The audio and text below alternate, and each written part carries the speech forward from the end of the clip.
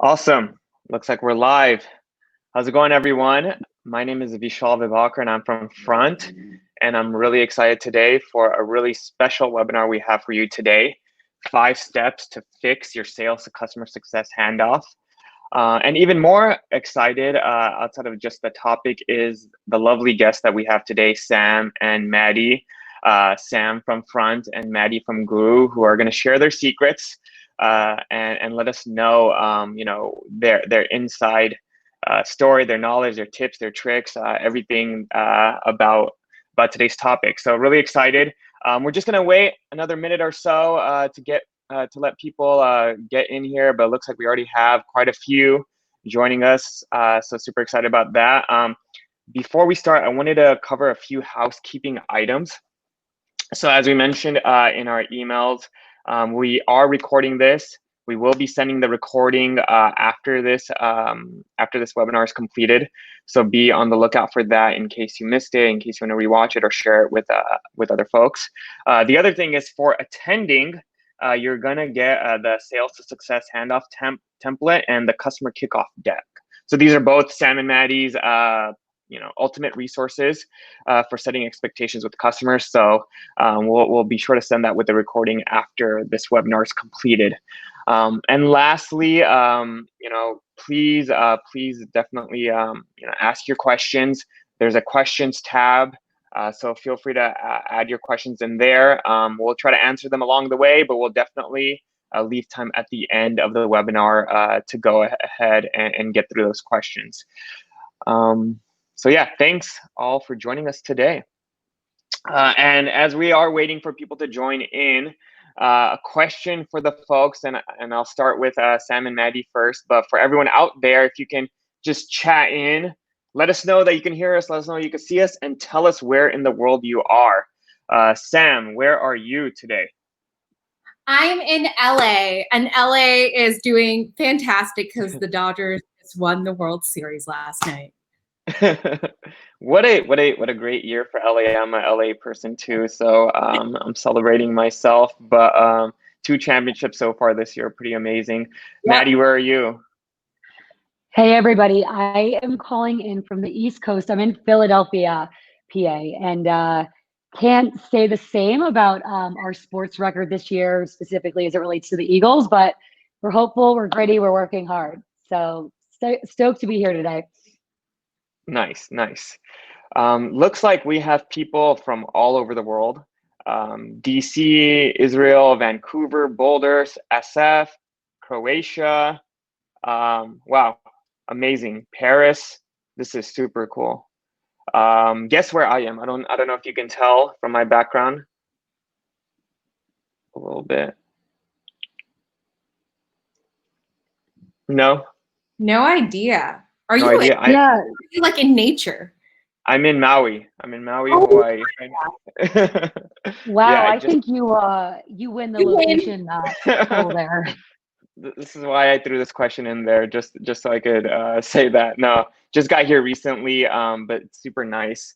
Was in California, obviously the last few months where I typically live, but came in here and trying to enjoy the nice weather here and some nature. Okay, cool. So it looks like we have people from everywhere. I think it's time that we get started. So to kick things off, just wanted to give you a brief agenda of what we're going to cover today. First, we'll dig into the problem with handoffs. And then we'll talk about how you can set expectations with sales. And then Sam and Maddie are going to go into assigning a handoff flow, and I'll let them talk a little bit more about how that, what they mean by that. And then we're going to talk about introducing the teams during this handoff process, how you can share context properly, and then scheduling internal meetings with all stakeholders involved. So before we get started, let's at least get to know our guests a little bit better. Sam, I'll let you take it away. Yeah, hey everybody. My name is Samantha, but everybody calls me Sam, and you can call me Sam too. I lead our strategic success and onboarding teams at Front, and Front's a customer communication platform where you can essentially bundle all of the context in one platform together, and it's a single communication hub. Over the course of I would say the pandemic, my new hobby is gardening. So I've been trying to plant tomatoes. They're still not ripe yet, so I'm still waiting. And you can see from this quote is, I guess it's an interesting fact. I once drew a stick figure and someone got a tattoo of it. It's a long story about how it started from a barbecue and people were eating hot dogs. And I don't know why I decided to draw a little hot dog man, and it's like a stick figure hot dog man. One of my friends loved it so much that she got a tattoo on her ankle with hot dog man. So that's the story. I didn't believe this when I heard it, but it is in fact true, which is amazing. That's awesome. Cool. Thanks. Thank you for that intro, Sam. Maddie, how about yourself? Hey everyone, Sam. I'm intrigued by this hot dog man. I think I might need to see a little sketch of him, and I may need one on my ankle. But anyways, as I mentioned earlier, my name is Maddie. I'm here from Philadelphia, or zooming in from Philadelphia, where Guru Technologies is headquartered. We are a knowledge management platform and work with many revenue-facing teams, but as well as on a broader scale across organizations to deliver knowledge where you need it day over day in your job. And to kind of, Sam, go off of some of your pandemic or work from home hobbies. As you can see back here, I've been super into not gardening necessarily, but my plants. And so the time at home has really allowed me to pay them the proper attention and give them the TLC they didn't have so much prior to, in addition to getting a little quarantine pup. So anyways, my fun fact here is one from the archives I completely forgot about, and is brought to you by the fact that my little brother is in town visiting the past couple of days, and on a trip down memory lane of how we used to tease each other and pick on each other, he reminded me that I thought I'd get smart senior year, miss a day around graduation, go to TRL with some friends in New York City, and I got caught because he, I guess, tuned in that afternoon and saw me. So, oh man, who was the special guest that day? Okay, so it was Chris Brown. I can't remember if it was Serena or Venus Williams, but one of the Williams sisters. And there was a third. It wasn't Aaron Carter, but a one-hit wonder in that realm as well. So, yeah, jam-packed show to be on that day. Very fun.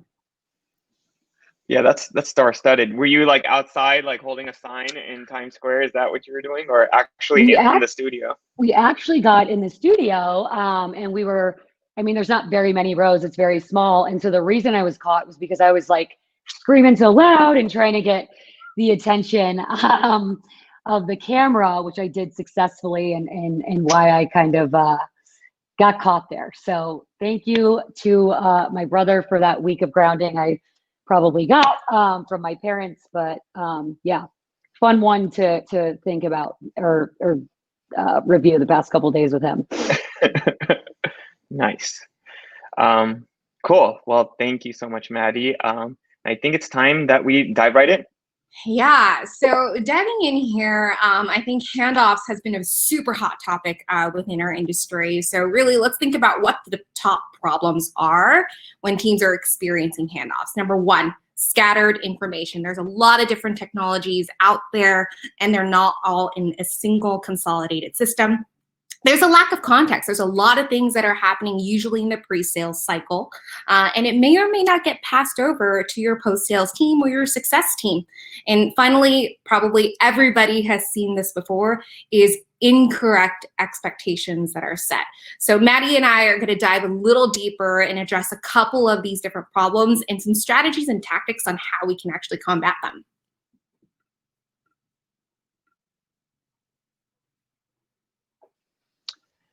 So I think what we'll start off with is a poll. So look in the poll tab, and the first question that we'll have is, what's wrong with your handoffs?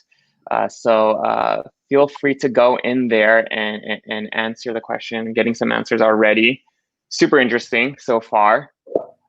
And as we're waiting for people to answer, Sam and Maddie, what are some of the common things that you're noticing from people you talk to, from your own experience, just things in general? Maddie, what are your thoughts? Is Maddie frozen? I think Maddie might be a little frozen. Might be frozen. Well, definitely say for myself, all of the options that you mentioned, Vishal, are things that I've definitely seen. And one thing that I think has remained true is I always think about, hey, where can the success or onboarding team take some ownership behind this, right? How can we arm our sales team a little bit better? What are the processes that we can refine? And for a lot of businesses that are scaling, if you started out with 5 employees and maybe you have hundreds now, the process that you probably established at that point in time, or maybe even a non-process, is going to look very, very different once you have more people here as well. So wrong expectations set, customers repeating themselves. I've heard that myself, and that's like the worst feeling. You're like, I'm so sorry, we should not have done that. And the wrong parties looped in. I think the stakeholder relationships are incredibly important. So establishing that up front is incredibly critical. Yeah, it's interesting, this comment from Kim, unsure if the handoff is complete and the customer is responded to. So this kind of sounds like a lack of maybe alignment or communication in general. I would say part of it is probably the continuity piece, right? Sometimes when you see a sales organization, and either, I think some people call it like a post-sales organization or a success organization, it almost seems like a wall that's dividing the two teams. And it shouldn't feel that way when you have a good process. I see a couple other chatters coming in as well. Super awesome to hear your guys' sharing. Most important internal information is to share with the right stakeholders during the handoff. Maddie, welcome back. Wow. Sorry about that. I don't know. My computer went black, but here I am. So I don't want to hold things up. No, all good. No worries at all. This is the beauty of working during a pandemic. Like sometimes we have home Wi-Fi issues, and that's okay. Absolutely. Yeah. Sorry, everyone. We were just actually asking the audience here what issues they are seeing with the handoffs, and some people are writing in through the chat as well. So I think Catherine just mentioned that sometimes it's not shared with the right stakeholders. That's something that we definitely are going to address today in one of the steps that we're going to go over as well.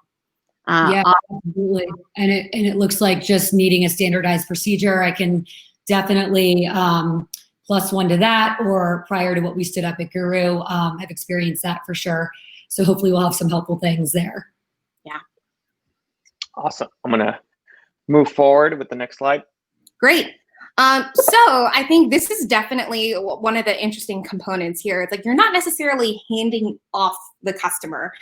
Maddie and I had a conversation last week on like, we shouldn't make the customer feel that way. It should feel like a fluid journey. We are all a part of the same company, a part of the same family, and we should definitely share that with the client as well. And maybe here's a little bit of a different way that we can reframe it.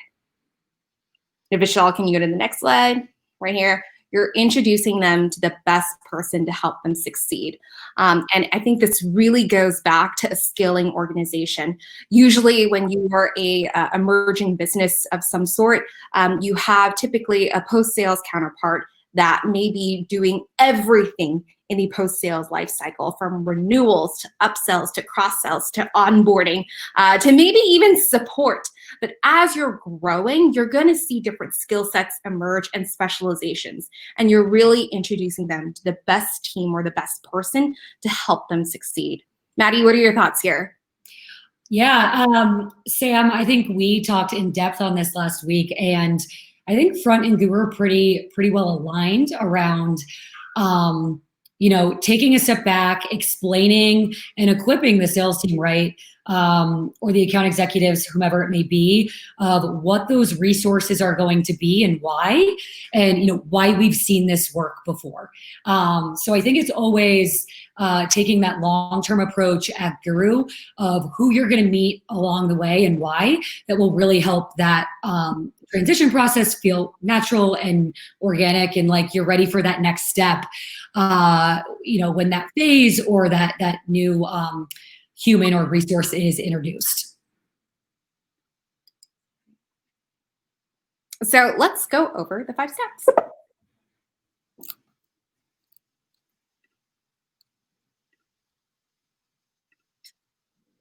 So the first thing here is definitely setting expectations with the sales team. And I would love to share with you just a little bit more on how we kind of do it up front. Maddie will definitely share with you on how they do it at Guru here as well. Part of the things that I see very common within our industry are deals that are missold or have incorrect expectations. I definitely saw that come through the chat several times as well.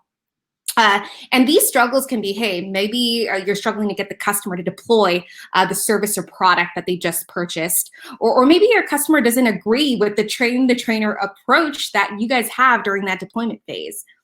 It's common that there's internal awareness in general with how the success team or onboarding team approaches the implementation. But for growing organizations, it's really important to think about whether or not we're helping ourselves from the get-go. And it starts with, are we arming your sales team with content, slides, website information to appropriately set expectations? I think about it almost like insurance. If you have that information out there in the wild, there's more information and knowledge to be shared with your prospects on what that process is going to look like.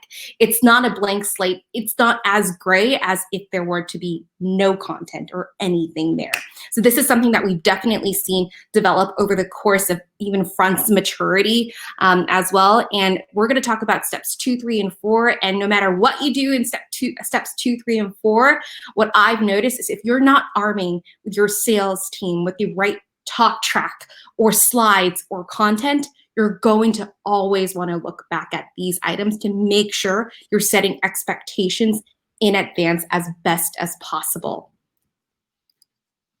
Maddie, how about you?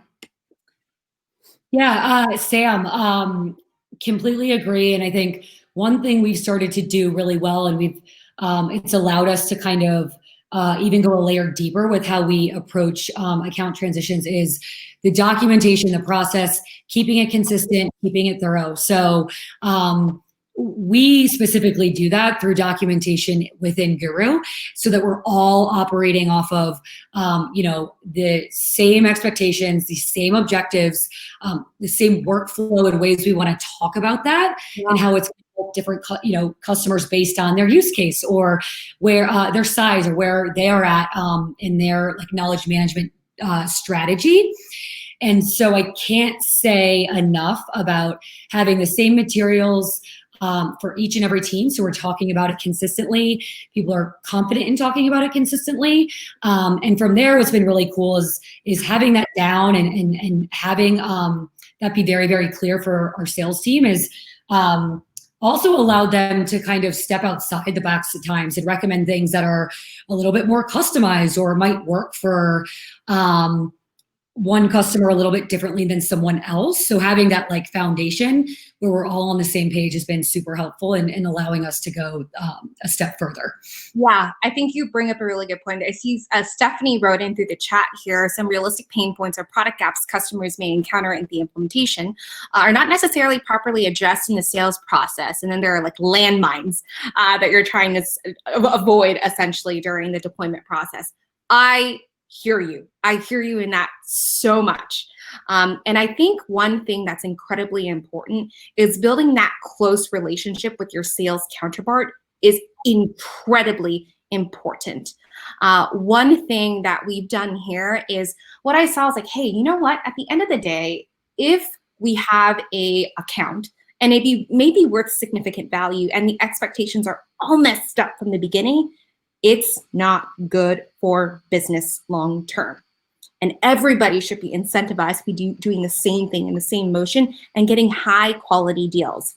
Articulating that story back to the sales leader, I'm hey, I noticed that these customers aren't really understanding the urgency in the deployment, or they're not ready to deploy even though they're paying for the service. Can we make sure that we are aligning on a timeline earlier on, or is there a reason why we are approaching it that way? Setting a ground level at the beginning is going to help significantly to mend these gaps. And I'm going to promise you this, it's not going to change overnight. It definitely takes time to do it. Maddie, have you seen something similar?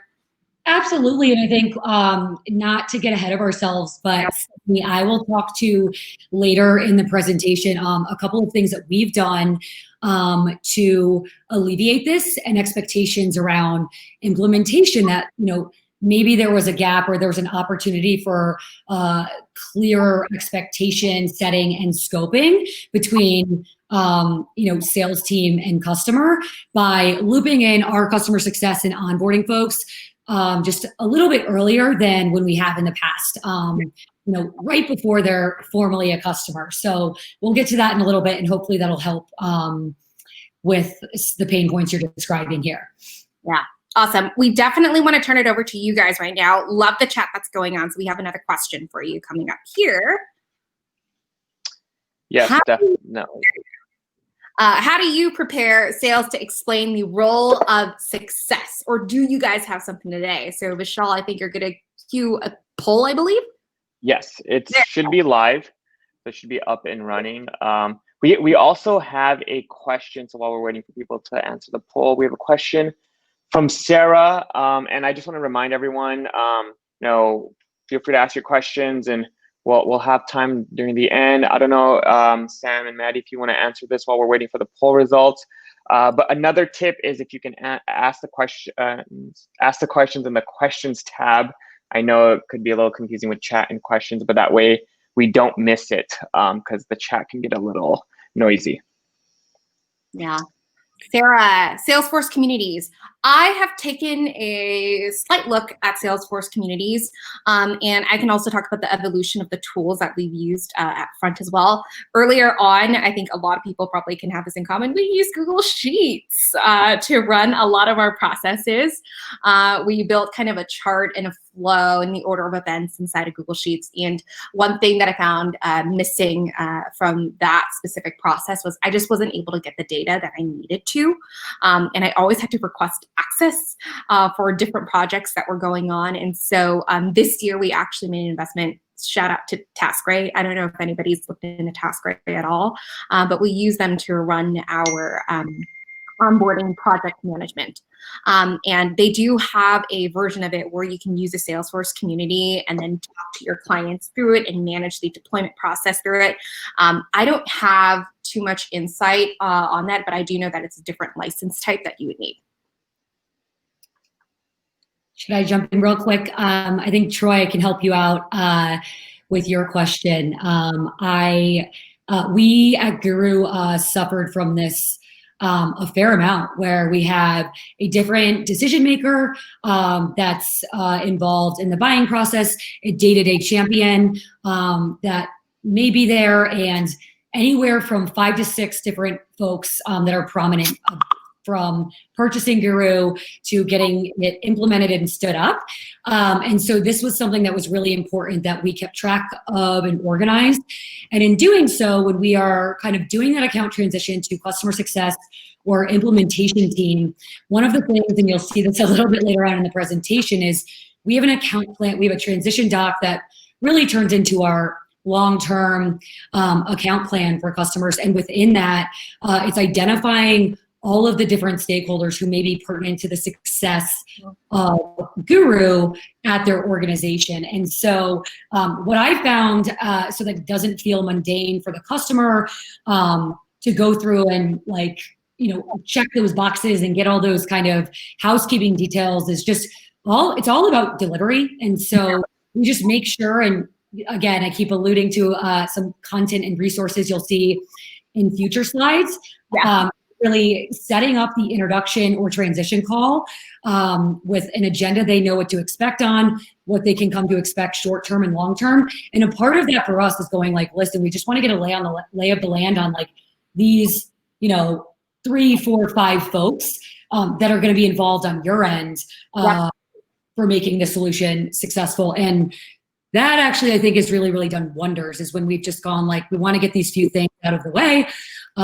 It shouldn't take too long, and allows for us thorough record and track of folks and connect the dots when it's really externally on their end, if you have different folks coming in and out.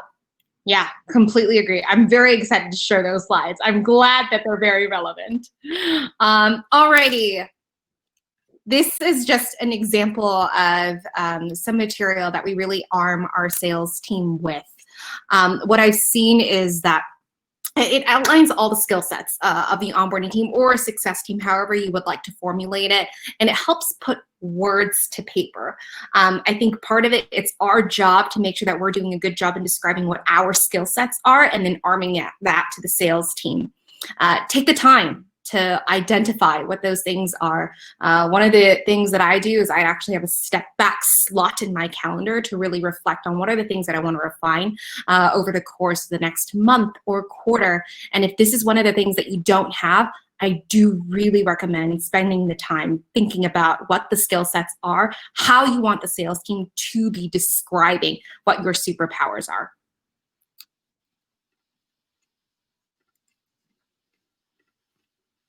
All right, so this gets into some of the resources I said I was alluding to. So this has been life-changing for us at Guru around this setting expectations and laying out what a successful journey will be for you based on our experience with other customers.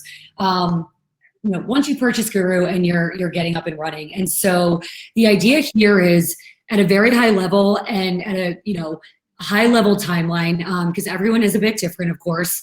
You know what to expect as it relates to the different human resources that you'll interact with, when we suggest different features to use or training, when to address different, bringing in different pieces of content, so on and so forth. And so this is something that on that transition call or on that introduction call, we put in front of the customers to say, hey, does this sound good? Is this, supportive and relevant to your business and how you're thinking about your knowledge management strategy? And also allows us to then build out and ask some of those more logistical questions around who are all the folks we want to work with? Is there anything to consider in month 1, 2, 3, or 12, and have that more holistic conversation where that, hopefully captures those details. So it's not reinventing the wheel or anything crazy, but I can't reiterate enough. Always taking that step back, thinking about the overall objective and how we're communicating what we think it should be or what we're hearing it to be with the customer and vice versa, is to really getting the big picture, showing the value we can provide, but then also not missing any of those little details that sometimes are super important. Yeah, I love this, Maddie. And I think this is so important because when a prospect's looking to purchase, it's important for you to also show them that it's about the long-term success, right? It's not the success after month 1 or month 2. You want to make sure that they feel good about their investment long-term. Exactly. Great. So for step 2, this might sound really simple, but it's important for us to call it out. Assigning a flow for when the deal closes. Maddie, I'm very curious. How do you guys do it at Guru? Okay, so Sam, I think, you're privy to this from our conversations last week, but it used to be something that was pretty black and white. After the deal was closed won, you'd go to our head of CX, you get your resources, yada, yada. But what we found, and I alluded to this earlier, is that there were times when it made sense for the customer based on their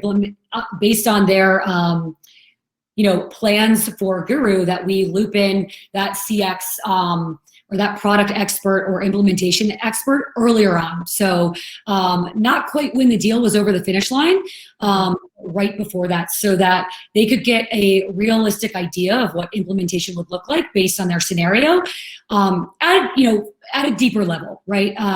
Because our sales teams, while equipped, I would say, to absolutely handle those conversations, there's nothing like talking shop with the folks who are doing this every day with our most successful clients and being able to be a little bit more prescriptive about what type of implementation package you may want to purchase or not, going into this partnership. And I think what we also found with allowing this conversation to happen a little bit earlier is it was really important to us based on our values as a company as well to demonstrate how important these partnerships are to us and how seriously we take them. And so bringing those resources in a little bit earlier on has been really effective, I think, in kind of setting things up for success. But real quickly, from a process standpoint to manage that. We have a workflow in Slack where our sales team can go in and based on a few different requirements like contract size, customer's use case, maybe tech stack, size of the contract even, that we then go in, stage of the deal and figure out who is the best to take on that call and at what stage. And then from there, a workflow that will go ahead, sign someone on the CX team or services team who's appropriate to take that call. And it will kind of link up the CX folks, sales folks to take forward an introduction, that conversation or implementation if it is post-conversion. Yeah, I think you hit on such an important point. I think when the opportunity is right and when the time is right, it's good to bring people into the deal as soon as possible. What I've noticed is if you can lend another person's voice, it actually sometimes will help you progress the deal forward even sooner. And that way you can also own some of the story and setting the right expectations in advance that we were talking about in the step one as well. We have a brief example in the next slide on what an assigning flow can look like. And so if you have a CRM of some sort, this is kind of how the front one looks like. We basically will allow you to know exactly who the AM is, the OM, the CSM immediately after the deal is closed. And if there's something that needs to be brought in sooner, we actually have a process that we constructed in our own front platform where they can send me an email and they use a canned response. I always have the same questions on like the fields that Maddie actually just kind of alluded to, like how large is the deal? What's the use case behind it? And in those cases, we'll bring in the onboarding manager sooner, and we do our best to actually match. If they were a part of kind of the deal before it actually closed, we want to have the same OM work the deal after it closes as well, because there's a relationship there as well. Right. And this brings us to step 3. We're at step 3 already, and we're halfway there at 10:30. So this is where it's really, really important that we're introducing the success team. How do you guys do it at Guru, Maddie? All right, so here we provide the team a couple of different options in how they'd like to, formally make these introductions and get new folks transitioned in to the account. And I think allowing for the flexibility and allowing for the account team to make the choice in how we facilitate that introduction, I think really goes back to what we were talking about in the beginning, is setting expectations even internally, getting folks on the same page, using the same talk track around, who folks are in your journey, what the resources, what everything is going to look like. Having that really tight, I would say canned or email inspo to send out, I think really allows the team to get together, go, who is this customer? What's going to be best for them? And we basically have like 3 different ways, which is getting on a call via email, or actually Slack is another very popular way we communicate with customers these days, kind of facilitating that transition through there. But what I think you'll see, not to spoil the next slide, Sam, is 9 times out of 10, and just to set expectations on paper, we have a fairly thorough introduction email that more or less will walk customers through expectations, who this person is, and what next steps will look like. Yeah, let's show it to them, Michelle. Let's show them what that email looks like. So here's a sample of the canned response that we use within Front. And immediately after we assign the dedicated account team, you'll notice that there is some type of canned response that is generated. It tells them exactly what the role of each person is on the account team. And I think, Troy, you had a really great question earlier on what if the point of contact that you worked with during the pre-sale cycle is not the day-to-day point of contact during the implementation, or actually probably the rest of the customer life cycle. If that's the case, this is a critical point in time where you can ask for that information. Sometimes the AE might be asking, sometimes they might not be asking, but this is your air coverage here. It is going to be asked if it's in this email already. Who's the project manager for the implementation? Who is responsible for this? Because likely the person that we're probably talking to earlier was probably the executive sponsor here. And they're still important, but we know that in order for us to get them to the land of success, it starts with maybe the project manager, the IT administrator, the people who are on the ground trying to make the magic happen and creating it in partnership with your account team. I hope that answers your question, Troy. And going into step 4, we're going to be super heavy on some of the resources we are going to gear you up with, ensuring context. If we go back to one of the pain points here, there's a lack of context. People are feeling like they're repeating themselves in pre-sales and success. Maddie has awesome things to share on how they approach this at Guru. So Maddie, do you want to go a little bit more? Sure. Yeah, Sam. So this was a major pain point when I joined Guru that I and my counterpart on the customer success team really, really wanted to solve for. And what we found was that creating, and this is now it's something that we've scaled and we're larger, something we do with our strategic or enterprise customers, but it's what we call a transition doc that really turns into the long-term account plan for the customer moving forward. And what we've emphasized with the team is, going into this transition, think about where do you want to see this customer, not just like 3 months down the road after implementation or 1 month or, it's 6, 9, 12 months, like how do we want to make them successful in Guru and how do we facilitate that long-term success? And a part of that is having this really thorough transition that has been supported by this account plan. And so what we do here is the folks being looped in post-sales are asked to kind of take a look at all the Salesforce notes, areas where we collect customer information, and synthesize it into like their own words into this plan. And I want to emphasize in their own words because what's been super cool and critical about this is we've seen folks interpret different details differently, and it really allows for constructive conversation in the handoff between sales and CX to get on the same page and ensure we fully understand what it is that the customer is looking to solve. And so by them doing that prior to meeting, during that meeting, they go, wait a minute, I think I understood it to be, X, Y, and Z with onboarding or X, Y, and Z with helping reps close deals that they're trying to solve and have that really constructive conversation so we're clear on our end. I think the other thing, and I believe it's the next slide, and you'll see kind of just a sneak peek of this template. Now this part, this will be packaged up in some of the resources you'll have afterwards. But one thing we found really kind of critical, and this is a little bit later in the customer life cycle, I would say, is having the account team has a section where they can go, what do you see in the next 6, 9, 12 months, the opportunities at this account to be? And so that we ask that like the 2 folks involved in the account fill them out separately. And it could be product, it could be commercial, adding new teams.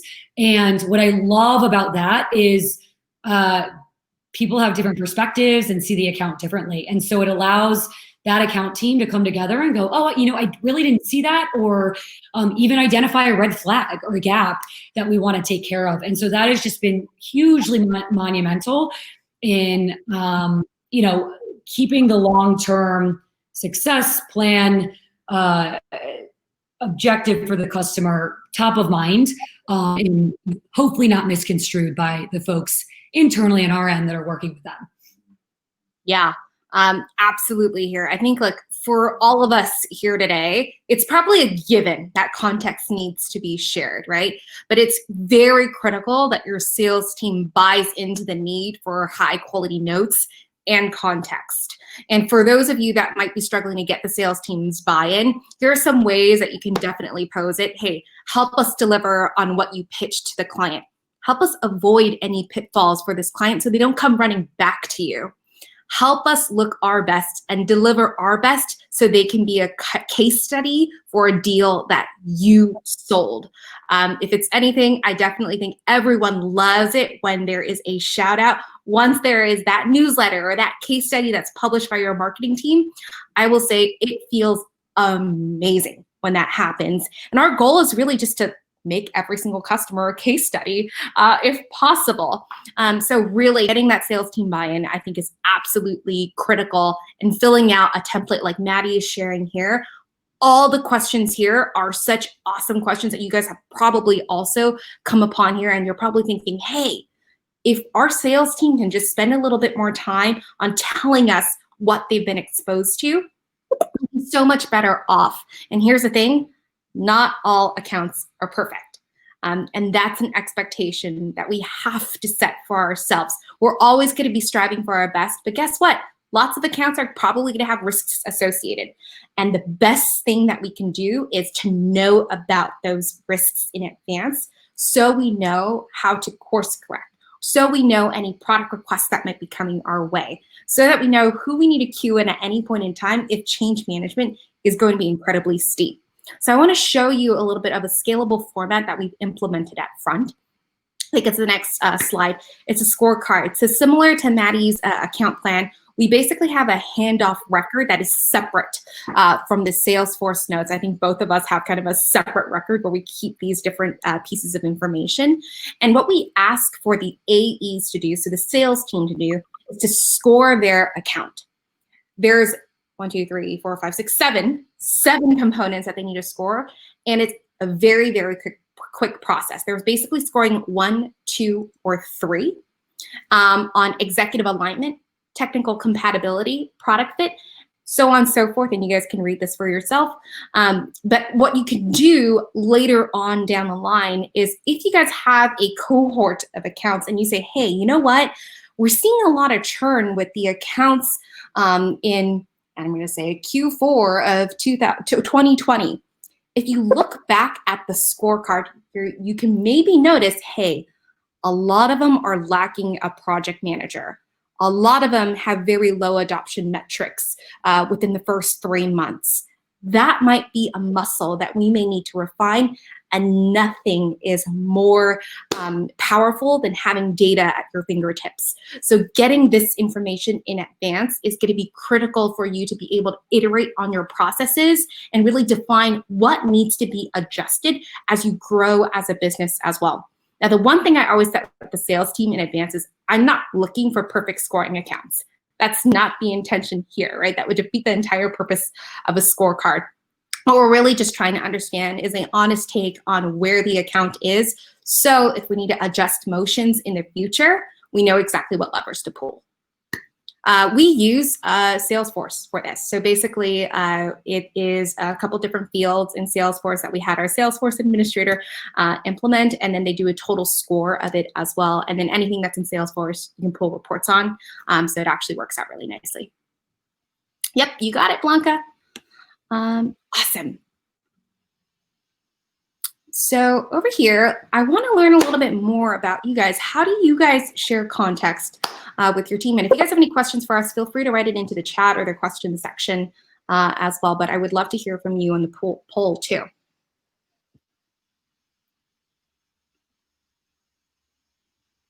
Should establishing an objective be a focus of the sales team or the customer success team?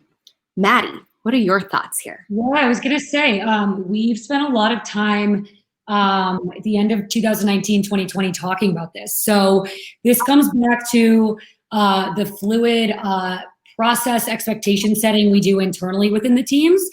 And just to be a little bit more granular, Sarah, here is we use a value methodology for selling within our account executive team, but that is also kind of translated and leaked over, if you will, into like our post-sales world. And so what our account executives are doing is going really from a high level, what are you, customer, as an organization, as a team, and from a knowledge management or knowledge strategy standpoint, what are your largest priorities? And from there, we try to back into how knowledge, and specifically Guru, is going to help solve in particular areas there. And so where the customer success team really comes in is if it's measuring progress against certain priorities, it's the maintenance of that. So we have the AEs capturing it, right? And what's going to help us prove the value of Guru. We have customer success, and later down the line, when account management comes into the kind of customer journey, The account manager is there to kind of refresh on those priorities, each year, come renewal time, and the CSM is really there day to day to make sure is the product or week to week, month to month, and what you're doing in it supportive of those high level, areas that you want to cover as a business team or even individual. Yeah, I definitely agree. I love what you mentioned about value selling. That is so important. The reason why a customer comes to you is obviously to solve a business pain point. It's not necessarily for one specific feature or one shiny thing that might be popping out at them. And usually if a customer is coming to you, there is a goal in mind already, but they may need help in formulating that goal depending on the maturity of the customer as well. And one thing that I think remains really true is that goals shift, and that's okay. Totally. It's okay if goals shift. But if you have a really good relationship with your customer and fashion them to think that, hey, like our goals as a business really matter to the success team at Guru or at Front or at your business, they're going to come to you as these goals shifts. And it's really important when you're getting those business reviews to really understand the overarching business outcome that your companies are looking for as well. So yes, it should definitely be owned by the sales team, but also it is continued to be owned by the post-sales and success team.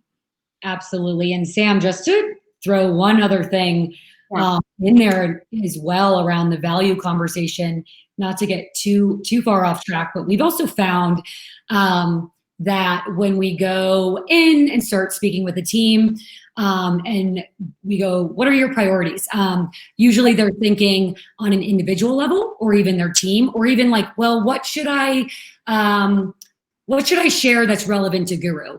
And so I encourage my team when interacting with customers to go, take a step back, think about the org, think about the team, like unrelated to knowledge or Guru or what's relevant to us, because we've actually really found that like there's different ways then we're all thinking about the problems and areas where we could help solve things that we never would have known about if we, hadn't thought about it in the context of, what our software is solving for or Guru specifically.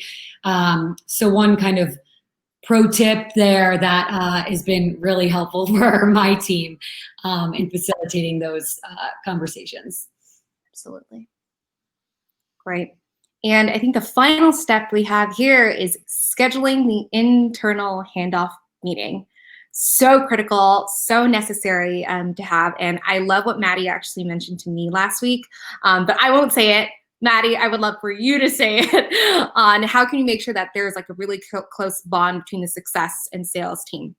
Yeah, so this was another really big ticket item for my counterpart who runs CX and I to address, and it was really fostering a good relationship between our teams. And so I think this speaks not just to when you're having that transition meeting or scheduling things, but then also just the smoothness of the customer's experience, your ability to work together. So we've encouraged our teams, just like human to human, outside of work, outside of accounts, like get to know each other. What do you like to do? Like, build a relationship with them a little bit more organically. And we found that really, really helps. And it's a big part of Guru's culture in general.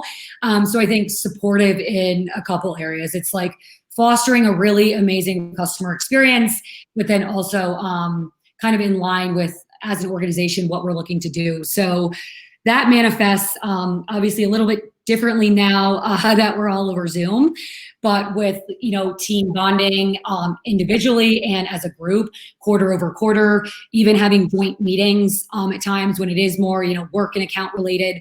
So that's a huge focus more than anything for being effective in this area, I would say, Sam. Yeah, I completely agree. I think during this quarantine pandemic situation, even more critical that we actually have the teams syncing together when there are new accounts. If this is kind of like silly, but one of the things that come up is like they'll probably share how each other's weekends went, right? They might share like what they had for dinner last night, and there's just not another avenue for that today, since we're not necessarily in the office. This is a moment that I really think that, in addition to just gaining context on the account and really having that air coverage on clarification on the notes that they put in Salesforce or your CRM, or asking on whether or not there's risk, Maddie, your point, from a human to human level, when you get to see a face, when you're able to bond and have more synchronous time together, I strongly believe that you will naturally see healthier, higher quality accounts come through, because you owe it to your counterpart to have a good account as well. Absolutely. Great. So finally, you want me to jump in here, Sam? Yeah, please. I think I've mentioned a few times now that part of the reason we've been able to come so far and how we transition accounts and even allow for flexibility these days is the expectation settings, the documentation, the single source of truth. And so I think, Sam, and for your team too, I can speak for both Front and Guru when I say that Guru has been an incredibly reliable tool for setting up this process, scaling it, and kind of in a lightweight way, getting in front of all of the folks that need to be informed in this area. So with the cards, you're able to have different pieces of the process in digestible formats, so nothing is too overwhelming, can be very pointed to different departments and different audiences. So I cannot stress the documentation piece, the consistency, the reliability, and ensuring that information is up to date and verified with how you're actually doing transitions and the teams are interacting today. And I, am a little biased, but Guru is a great place to do that. And then understand how folks are using those resources and maybe where the opportunities are to improve that documentation for the team to really, keep a smooth running ship. So that, I think, it covers more at a high level what we've used as a tool to facilitate the process. But Sam, I don't know too, if anything outside of Guru on your end has been really helpful. Yeah, well, we absolutely use Guru here at Front, but obviously at Front, we also use Front. So you saw some screenshots of it. The canned response earlier in a couple slides, that's actually a canned response directly inside of Front. Another component that I honestly think is the bread and butter of Front is you're able to get the context directly in our platform. You can feel the weight of the customer's words. And we have something called internal commenting in Front. Usually as a deal progresses, like a customer might say something or a prospect might say something. Seeing how internally you might have strategized with a reply is really, really helpful context for the post-sales team to get. And you can get all of that context in Front. You have the internal dialogue, external dialogue in a single thread that will be able to be shared with you. So I definitely recommend taking a further look at both Guru and Front if you haven't already. Awesome. Thank you so much, Sam and Maddie. That was amazing. And I hope everyone here at the webinar that's attending enjoyed that. And like I mentioned in the chat, I know some of you have been asking about the templates. All these resources we're going to send over, including the recording after the webinar. But we just have about 5 minutes before we end. So wanted to leave some time for questions for Sam and Maddie. No worries if not, but if you do have questions, just a few minutes left. Getting some really cool feedback from Cam and from Jay. Thank you both for attending and listening to this. And the other thing I wanted to say was, if you do have questions, if questions do come up later, feel free to email us, find us on LinkedIn. We could throw in our emails in the chat here, and you can contact us. So anytime you do have anything that does come up, we can definitely be able to answer after the fact. And really great feedback, Sam, Maddie. Hopefully, everyone enjoyed this as much as I did watching and listening here.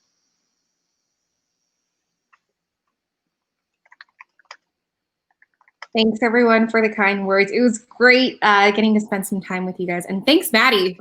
You're awesome. Yeah. No, it's been so great to work together. And to you and to Shaw and everyone that was able to make it today, always looking to optimize in this area. So love having these conversations, connecting with folks, sharing best practices. I think it's been one of the best ways for us to really create effective processes at Guru. So thanks everyone for being here, and I hope it was helpful.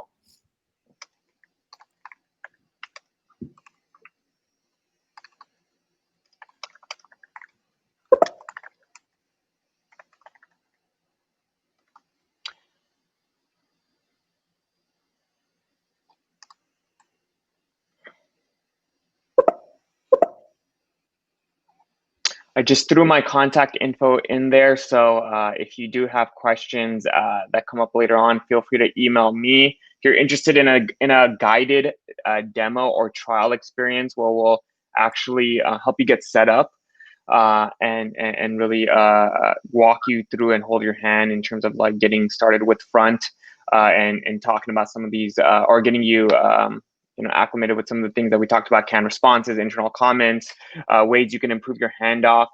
Let me know. Feel free to email me. I could set you up with somebody on our team, and they could give you a guided tour of Front. And I'm sure same with Guru. If you're interested in learning more about Guru, Maddie can definitely connect you with the right people there. It looks like we do have. Yeah, we do have a question from Tori. Yeah, just saw that actually. I can kick that off, Vishal. Tori, that's a really great question, and I'm inclined to say I think it varies solution to solution.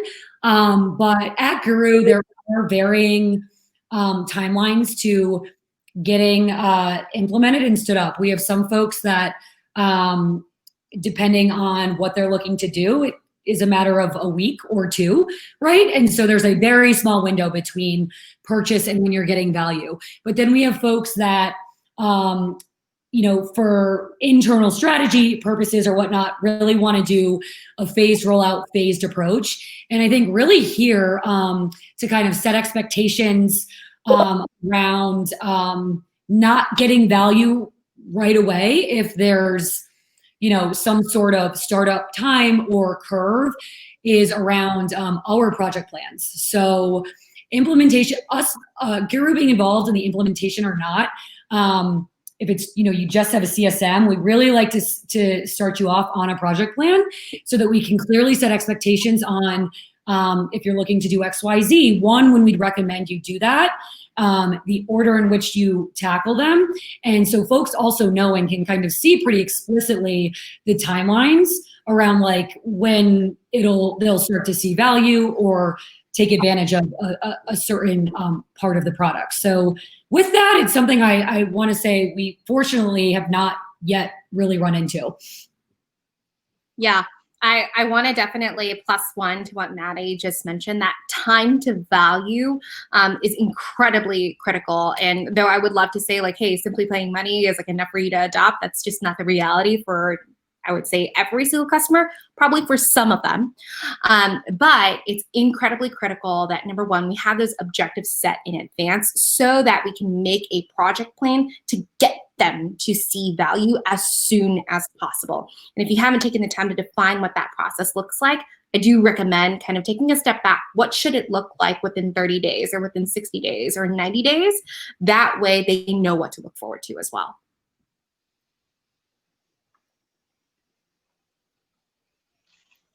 Awesome. Well, I think that's it. We're at the top of the hour, or bottom of the hour. Thank you, Sam. Thank you, Maddie. This was amazing. I think from the feedback, it sounds like people really enjoyed this and got a lot of value from this, and maybe we'll do a part 2. Would love to. Thanks, everyone. Thanks, everyone. See you all. Bye-bye. Thank you, everyone. Bye.